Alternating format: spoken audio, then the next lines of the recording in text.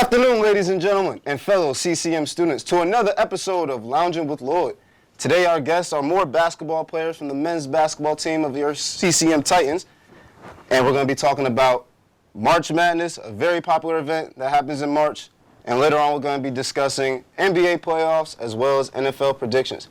My guests here are Abraham Kroma, and returning starter next year will be Joshua Morris. Welcome, gentlemen, to the second episode. Thanks for having us. And I also want to say congratulations on this past season. We had, your teammates, Zaire, JD, and DeAndre Dent on the very historic first episode of Lounge with Lloyd, and I want to welcome you guys, too. Now, we're going to get straight into it. I touched on March Madness. Now, what are some early surprises that you guys saw in the tournament? You know, being fellow college basketball players, obviously, that's one game, that's it. Yeah. So, it's very tough. All year you can have a good year, but then one game can send you home. So touch on what some early surprises were. I think the earliest surprise for me was Villanova going out fast like they did. I think that was kind of the earliest surprise. I thought they was at least going to go to the Sweet 16 or maybe to the Elite 8. Like, for me, I think it would be Auburn. Like they playing out of their mind right now. Knocking off top teams. I think they're in the Final Four now. So I think that'll be the biggest surprise. Against Virginia. Yeah, so they're doing their thing, and you ain't hear from them all season until now. So did you guys make a bracket by any chance? I ain't the chances y'all winning. The chances of winning is like so slim. It's always a bust. It's always a bust. ESPN always came out, I think, after every huge top tier game, and they always said who within their industry, it always had a percentage on whoever made the bracket. It was like 0% by the second week. Yeah. It's crazy. Now, talking about college basketball, talking during rankings throughout the season, does that really matter to you guys, or at the end of the day, is basketball just basketball? Rankings don't mean nothing. It's all for real. It's all about heart. If you got heart and you lace up your shoes, everybody lace up their shoes the same way, especially in a tournament. You go in there and your record is 0-0. Everybody playing for the same thing. So for me, it's all about heart and who wanted more. It don't matter if you Duke. It don't matter if you Kentucky. You remember last year? What was that school called last year that was going on with? UMBC and the other school, Loyola. Loyola was going in. Yeah. It was going. I think they lost to what they lose at? Elite 8? Yeah. They lost to the Elite 8. I think that was the farthest they made in school history. It was being the top tier dogs. When you get into the tournament, it doesn't matter who you are, what team you are. You can be Kentucky, like I say, you can be Duke, Louisville, any of those schools. You got to come out to play. If you don't, one of them underdog schools gonna knock you off your feet. I definitely agree with him. Take it from our standpoint, during our region tournament, we're not even reaching the district. We was ranked 10th. On paper, you supposed to beat Erie. They was ranked 11th. Rankings don't matter. Yeah. We know how that game in Chicago went. Bad calls. We know how that went. Hey, when the top three dogs foul out. That's what I'm saying. You can't have 4 starters foul out. That doesn't even sound right. You can't do that. It don't add up. It don't. Don't, bro. Hey, we ain't even gonna harp on that right now. Coming into the Final Four, none of the players I'm going to be listing is going to be in it. But if there's any, players you see going into the draft, players like Zion Williamson, John Morant, R.J. Barrett. Come on. I'm rocking with John Morant. Yeah. That's my dog right there. Of course he got the 12 Savage on his back. He got the number 12. Every time someone wears 12. Hey, that number 12 is legendary, bro. You put 12, you wear number 12, bro. He's right. You got my first bucket. I got my first bucket. Hey, number 12. Yeah. Superpowers, I'm telling you. But then again, you got Zion, no more draft pick by far. But they gonna draft him off the fact that Zion. Exactly right. He shouldn't go 1. Josh should go 1. I think Josh should go 1 too. Because Josh Phoenix don't need Zion. They don't. Yeah, they just got Ayton. I mean, they don't really. They have a young. They need a guard, a point guard. Ja will fit right in. But they gonna pick him off the strength of it's Zion Williamson, bro. So now, I'm if glad. he do kill, we gonna miss him. I'm glad we going into the draft. Like, so where do you guys feel like you said, Ja's number one? What do you feel like they draft stock is? So Ja number one, Zion will be. I think RJ is terrible. RJ, He's terrible, I bro. played against RJ in high school. You played against RJ? I played against RJ. He played for Montverde. And we played, like, Montverde played Linden. They blew us out, but I was saying, like. How much he had that game? He had, like, It's RJ I want to say, bro, we in public school, I want to say he had, like, 10, 15. That's solid. That's it. But like, if you 6'7", you supposed exactly. Played against, like, nobody on our roster was over 6'3", 6'4", so nobody on our roster. It was destined. 7-footers. Okay. He's trash. RJ's He's trash. definitely Bro. Wow, that's. He's trash. Zion make him look good, because Zion, when you look at Zion, you get amazed. So, like, and then when you feed off his other players, you be like, he's okay too. And in all honesty, he the reason they out anyway. That's what I'm saying. Ooh, RJ? Yeah, when he took that three. He took the. Bro, Top of the key. He should have never took that three, though. He should have took the three. Should have never took that He went to the three. free throw line. He missed both free throws. He missed one. He missed So the he don't front got end the of a cushion. 1-on-1. Yeah, so He don't got the cushion. nah. He So don't got it. I would have gave it to Cam. Yeah, I what? gave it to Cam or Ty. So Yeah, Tyrese. no one ever talked about Cam Reddish. I'm not giving Ty Give it the to him. bill. Give it to him. I'm giving it to Cam Reddish or Zion. Zion He gonna can't make, shoot free throws though. but Zion gonna make something happen. You right. You see what he did against who was they playing? Taco 4 where he got the N one at the end. Yeah, I see that. He got the N one. He's like, I'm not gonna be on his highlight reel. Yeah. He won't get dunked though, but he got laid. Going to what NBA player could you guys say that each of these players resemble? Like Zion, I'm hearing everybody saying LeBron. Haven't seen anybody since. Have so much hype since LeBron and Jordan. Bro, this might sound crazy, but I think like he resembles like Shaq and LeBron put together. Cause of the way, bro. Honestly, the way he's so dominant, like his size, like he's unguardable for like he's a freshman in college, like. That's the scary part. Yeah, that's what I'm saying. He's a freshman in college. He's young, and like the way he's so dominant, the way he's able to handle the seniors in there too. So I think when he gets to the NBA, he gonna fit right in. Yeah, I agree with that, but I think like he's dominant, but like I haven't seen him use his right hand. His right hand, right there. But I'm saying, if you the jump shot. The jump shot go win. in. He showed it a little bit against Michigan, Michigan State. Yeah. But I'm thinking if he get a right hand and he tone his, he'll be a problem. Because I'm seeing he's Bro, doing the same move. He's good. He do the spin back to his left hand, like. But it's just unguardable. Like he's like 6'7". How much he weigh? 280. Oh yeah, he's like. Bro, that's like football Khalil size. Mack.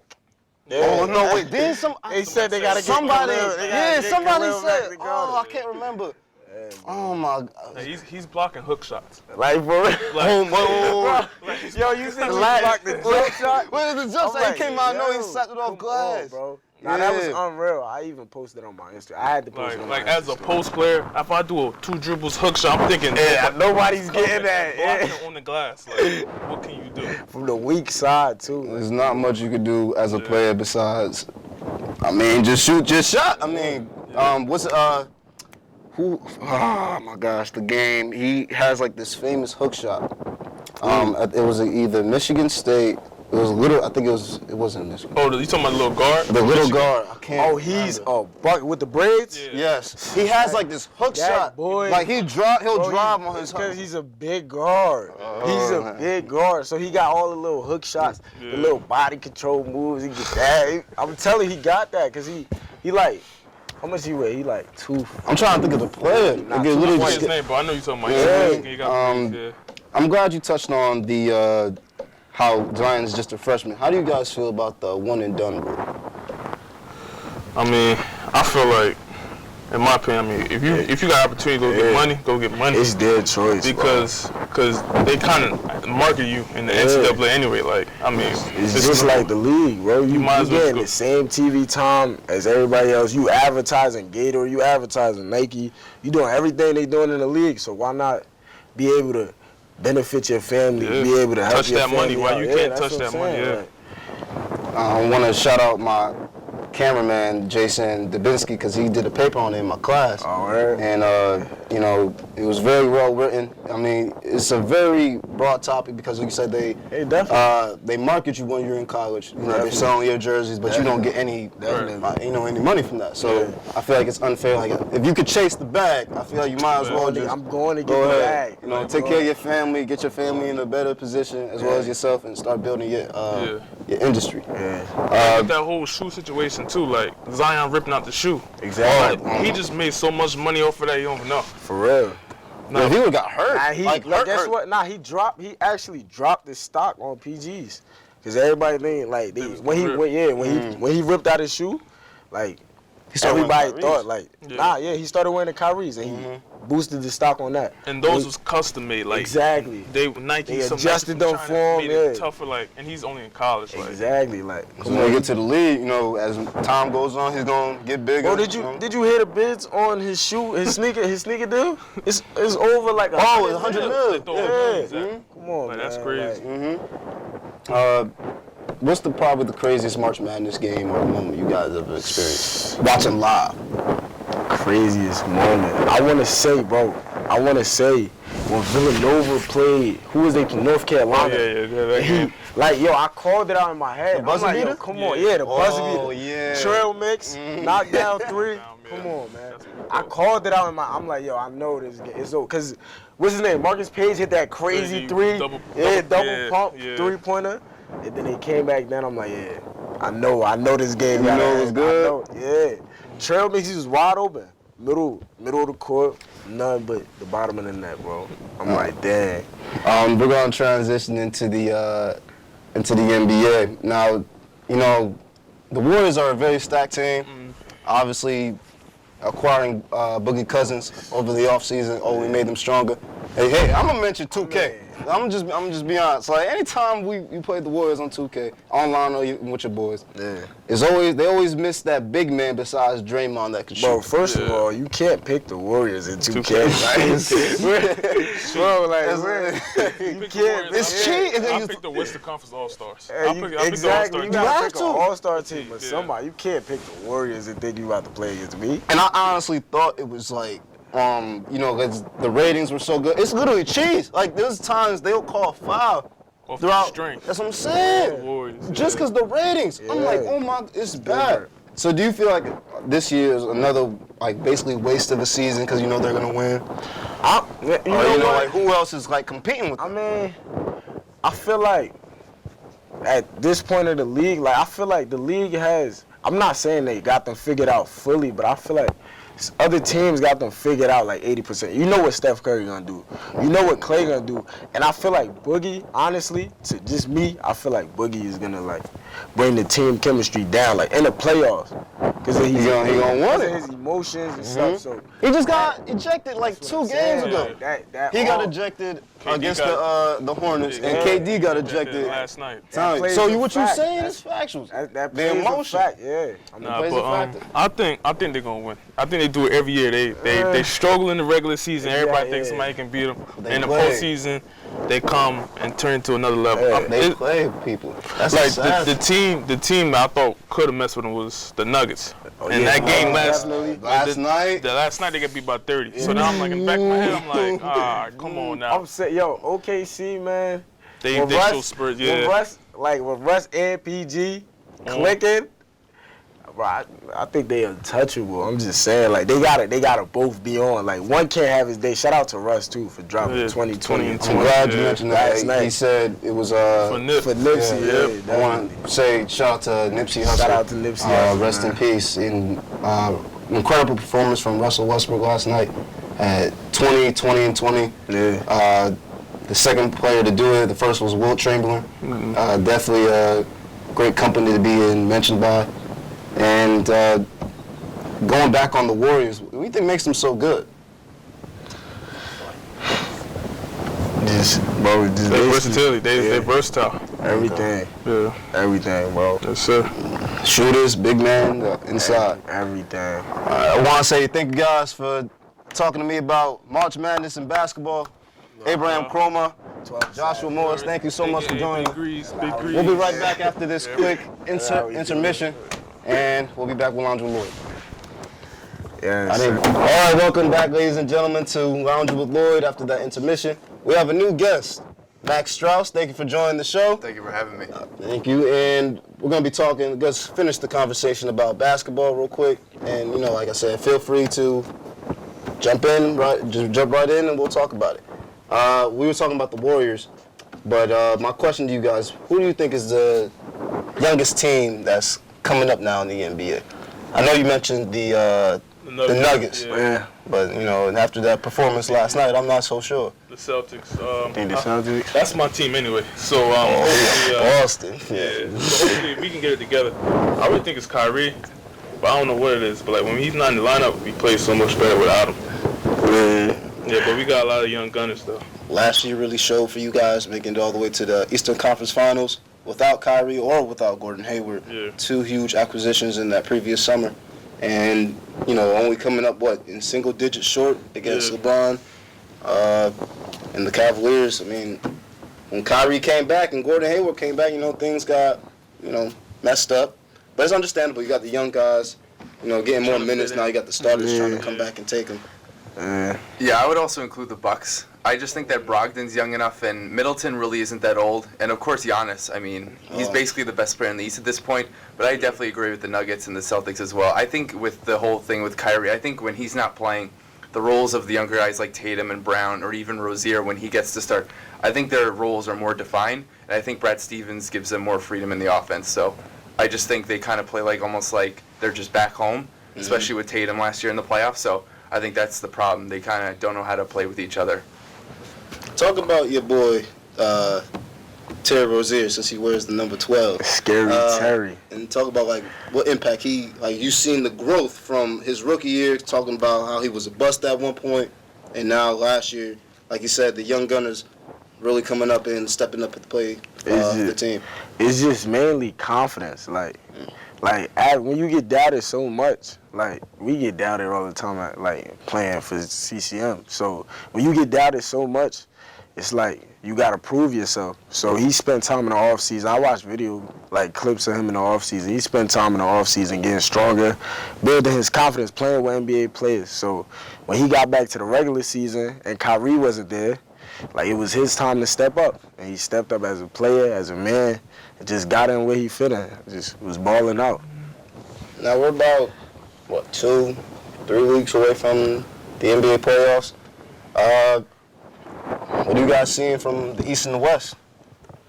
I mean, I think the West is probably gonna be tough, obviously. The East, what shocked me when I seen the standings, I seen the Nets in there. Yeah. Coming I see the Nets. 7th seed. The Heat. Yeah. Orlando's trying to fight. Yeah. So I mean, it's a toss-up, but I know obviously the top 3 teams. And Indiana been playing real well too. That's another sleeper. I think they're gonna go forward without Vic. It's too bad they didn't have Victor Oladipo because that team is just defensive mind. And you gotta shout out to the coach, Nate McMillan. Yeah, Nate McMillan. My fault. His name just literally skipped my mind for the second. Yeah. But you gotta give props to him not having one of his best players on the court and still having his team in the playoffs. That's an accomplishment by itself. For real. In terms of the West, do you guys feel like he mentioned, Abraham mentioned that the Thunder at one point. Now, what about the Rockets? Ooh. I think if the Rockets are clicking on all cylinders like we saw last year, I think it's all depending on Chris Paul. Yeah, for real. I really believe that if he saw the Golden State, that they actually would have won. That's he was because going for games 3 through 5, he was the best player on the floor. And I just think that, the Rockets have to get it together. I don't like that D'Antoni doesn't. He really just sticks to his system. Yeah. They don't really have a way of playing out of the system. Yeah. So in that way, I don't have a lot of confidence with the Rockets. But in terms of anyone challenging Golden State, I don't think Denver's ready. Yeah. And when I look at OKC, I don't think from the three-point line they shoot well enough throughout a 7-game series. So I just think that the Golden State's going to get back there. It's a boring answer because it would be 4 years in a row. But I just don't. I just think Durant is going to find a new way in the playoffs, and they're going to get back. For real. I'm so glad you mentioned Durant. And going back to even Kyrie, those are two huge free agency names, along with Clay, Kawhi. Kawhi, yeah. But I mean, we can make predictions. Let's go ahead. Let's just make predictions where you guys see these players can go, or possibly can go. I would say just because of the whole close to home for Kawhi, I really see him going to the Clippers. Yeah. I'm not sure if he likes being the main guy in Toronto, or as he was as a group in San Antonio. He might have to go with someone.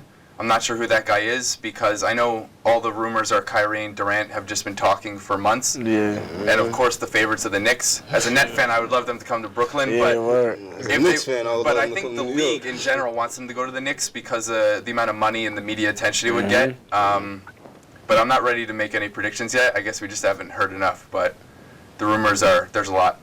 And they've been talking all summer. They've had a few private dinners. But rumors are rumors. What about you guys? So I agree. I'm not ready to make any predictions. Yeah, me neither. Yeah. I'll make one. Everyone was talking KD or Kyrie. I wouldn't prefer, like, the Knicks. I'm being biased. I'm a Knicks fan. You get rid of Porzingis. Probably your only future hope, unless you go into the draft, you somehow get Zion Williamson, and then you start up something new. But you already traded for your point guard in Dennis Smith Jr., who is a pretty solid point guard in the league. I feel like you need more shooting on the outside. So if you want to go for the big bam, go for KD, get some size, and go for Clay, get some shooting. I mean, the whole Kyrie and KD is like, why? What's the point of you trading for Dennis Smith then? Exactly. So it kind of makes no sense in that regards. But I mean, that's my prediction. But then again, Kyrie is Kyrie Irving. Like, I know. Kyrie is Kyrie Irving. But we also got to look at injuries too. Yeah. Okay, He hasn't played. Neither has Dennis Smith. That I'm not definitely gonna say plays a that. factor. But Kyrie has missed a lot more games significantly, and he missed all last year. Yeah. The second half of the season. And then I guess he had an infection, and Yeah. he missed the whole. I can't deal with him. And to go to Hayward, that's just a whole nother story. Like, it's great to see him back on the floor after that devastating injury first game. We're gonna transition, go straight to the NFL. I'm not even gonna get started on my Giants because I'm gonna just go ahead, and clear the room, and give it to you guys. I'm gonna start off. I know personally from Abraham Chroma. Panthers Nation, man. He's a Panthers fan. Panthers Nation. Hasn't been to the Super Bowl. I mean, hasn't been to the playoffs, into the Super Bowl since Super Bowl 50. We was there. Devastating loss against the Broncos, but I mean, When the last time the Giants was there? 3 years. It was 3 years. The boat trip. We was there most recently. The boat trip with Odell, Shep, and them boys, and they was on the boat. I think Justin Bieber was there. Word. Usher. And it was just like a weird game. Okay. If you guys, follow football, go ahead. Like, Josh, who's your team? I'm kind of like in Westfield, but I'm a Colts fan. Okay. Yeah. That's confidence. Y'all had a good year. Okay. When Payne left, I stayed. Okay. Faithful. That's good. All right. What about you? Yeah, I'm a Giants fan, but if you want to talk about the Colts and the Panthers, I would have more confidence in the Colts of those two of making the playoffs. I think them and the Texans are right there at the top of the South. I don't have a lot of confidence in Jacksonville. And then with the Panthers, they got to battle in New Orleans. And in that division, I would still look out for Atlanta. I would say a little bit more confidence in Carolina because I think their offense is transitioning. They got a lot of small, fast guys. Definitely. And so those are just my initial thoughts on those teams, just quick hits. No. Go ahead. I think, honestly, the Bears. The Bears gonna make Yo, they Bears. They got done dirty this year with the field goal. For real, yeah. Oh, but the man. Bears, that's unfair. The Bears are gonna make some noise next year, so watch out for the Bears. Yeah, I would look at them as one of the top teams in the NFC as well. Watch out for the Bears. It's unfair to see what happened to them from just a field goal perspective. I'm gonna just touch on quick on the Giants because I know the NFL draft is coming up. You gotta touch your heart for that one. I feel you got a aging quarterback, almost 40 years old. 38, yeah. He's in his last. Basically 40. Basically, he's like 38, 39. Yeah, basically. He's going to 40. Nothing for one like his brother. You can mention the. I know he had like the neck injury, the neck surgery. But, you know, he hasn't really done anything from the franchise since, the 2011-12 season. Yeah, that was his best year ever. Yeah. And, you know, we're going to be honest, the first one, the 2007, he lucked out. I was watching the game. I'm like, you know, I don't even know how, 13, 12 years old. I'm watching. I've seen everybody screaming and jumping. I'm like, I don't know what's going on. David Tyree catches the ball, you know what I mean? That's when I'm starting to get more into football. And I'm like, oh! So he lucked out on that one. Then the second one, you know, was a pretty tight throw. But he hasn't done anything for me since then. So why am I keeping someone like that on the roster? And for one, they're not even developing anybody under. Right. So under him, you guys probably won't even know his name is Tanny. Yeah, he's their third string. Third string. What about Loletta number is their 17? backup. Yeah. And the way it's funny, he was caught. Right. He was arrested Mm-hmm. the day before. He found out he was starting. Yeah, he and got the so minute he excited. found out he was starting, he was rushing, and he was already late. He got to a practice. speeding ticket. He was so excited. My God, That's some giant stuff, man. That's just, so even with the draft, not just the Giants, but with the draft coming up. What are some, for the teams? I know me and Max are on the same page. I feel like we should get a quarterback. For real. I mean, Dwayne Haskins. Definitely. He looks like the right move. And then get Dwayne, get a young quarterback. Definitely. And probably got to get another offensive weapon since you let Odell Beckham Jr. go. That's another segment. I'm not even going to get into that. I don't know why. You pay a man, you pay a man 6 years and then trade him away in the same year. I'm not doing it. Go ahead. What do you guys feel like for your teams are, what positions are needed? I feel like we need another heavy hitter in the backfield. Like, we got Christian McCaffrey, but he can only do but so much. Like, he's not, like our organization think he's like a 4 down, 3 down back, but he's really like first, second down back. True. We need like a heavy hitter on 3rd down, so I think we kind of need a big running back in the draft, and then we'll be fine. For us, I think we just still need to keep on building through our offensive line. Andrew Luck took too many hits these past couple years. That was a great pickup by Quentin Nelson. Was able to have a great offensive rookie year. That's someone the Giants was looking at, but they decided to go with Saquon Barkley. They got Saquon. If you win rookie of the year, you're doing something They got right. Saquon. That's fine too. In terms of what we need to do, Max, help me on with this. I feel like it's bad management. You can't have you can't have the top, you can't have the GM, you can't have the owner talking about how you want to keep a player then trade him, and you can't have friction between coaching staff and players. It's bad. No loyalty. Yeah, going to your point, I think it stems from the Mara family. I think they give Eli a pass for his 2 Super Bowls, and he's nothing like that player at this point. He's done. I would agree taking a quarterback at 6. I wanted them to take Darnold last year, even though Barkley's an amazing running back. I mean, he's arguably already the best running back in the league after 1 year. And there's a lot of reports coming out of the Giants camp saying maybe they could take a pass rusher. They might not be interested in Haskins. That was 1 week. Then another week they said they were. I don't really know what to believe at this point. Gettleman will say something different today, and 2 days later he says something in the other direction. And I just think usually the owners have a lot of power, and I think a message is just being sent down to him, Gettleman, and Shermer. And I really don't think they know what they're doing. I think they're in 2 plans at the same time. They're trying to rebuild and trying to keep an aging quarterback at the same time. So I really don't have high expectations this year, to put it that way. There you have it. You're going to find out. I want to say thank you guys for coming up to the show for another episode of Lounge with Lloyd. Thank you, Max. You're all the way over there. Just give me some head down. And also to our viewers, thank you all for watching another episode of Lounge with Lloyd. Hope to see you guys next Wednesday, as we always here at 12:30. If you're interested in being on the show and coming on to show some, new topics, new ideas, please don't be afraid to email me at wilson.lloyd@studentccm.edu.